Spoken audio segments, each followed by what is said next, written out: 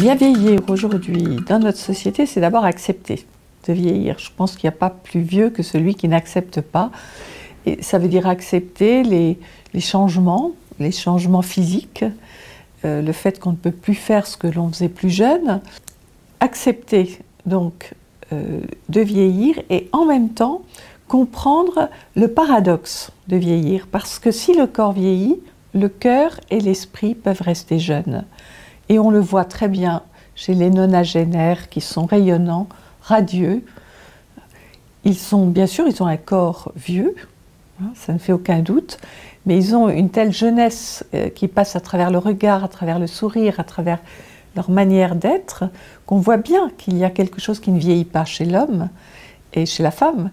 C'est vraiment ce cœur au sens de mettre, comme on dit, mettre du cœur à l'ouvrage, c'est-à-dire l'énergie vitale, le goût de vivre, le goût du plaisir, bien sûr, ça en fait partie.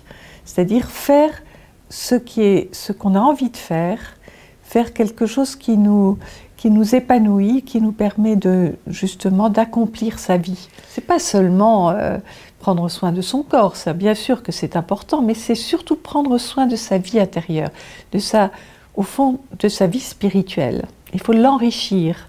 Prendre soin de soi, c'est aussi prendre soin de son intériorité. Une des caractéristiques, par exemple, de la jeunesse de cœur, c'est la curiosité. Je suis frappée par ces personnes qui vieillissent et qui sont curieuses, de plus en plus curieuses de tout. L'autre qualité des personnes qui vieillissent bien et qui sont rayonnantes, c'est cette capacité d'émerveillement. C'est cette ouverture qui fait que on pose son regard sur le monde autour, on voit des choses qu'on ne voyait pas plus jeune.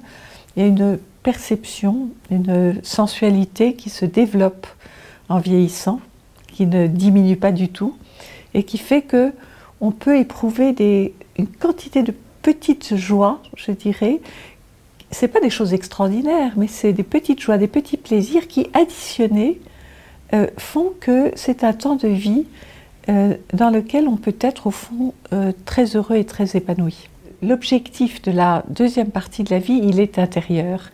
Il est vraiment de se tourner vers son être et de se poser à la fois des questions, bien sûr, existentielles sur le sens de sa vie, mais aussi peut-être de développer des goûts, des envies que l'on avait plus jeune et qu'on n'avait peut-être pas le temps de développer parce que toute l'énergie était mise dans autre chose. Alors c'est vrai que la forme physique, ses capacités cognitives, c'est important, évidemment, de les maintenir le mieux possible et que nous avons une responsabilité vis-à-vis du soin à prendre de son corps et de sa tête. Mais je pense aussi que des personnes qui sont atteintes par une maladie, diminuées, plus fragiles, plus vulnérables, sont des personnes qui ont aussi un cœur qui, lui, n'est pas atteint par la maladie. Je vois des personnes, j'ai vu vraiment beaucoup de personnes très diminuées, qui étaient des personnes rayonnantes parce qu'elles avaient d'abord accepté ce qu'elles ne pouvaient pas changer, et puis elles s'étaient dit, mais voilà, j'ai un cœur, je peux aimer, je peux recevoir de l'amour, je peux m'intéresser aux autres, je peux rencontrer les autres, même dans un fauteuil, par le regard, par le sourire, par le contact. On peut rencontrer l'autre, on peut établir une relation humaine qui a vraiment son prix.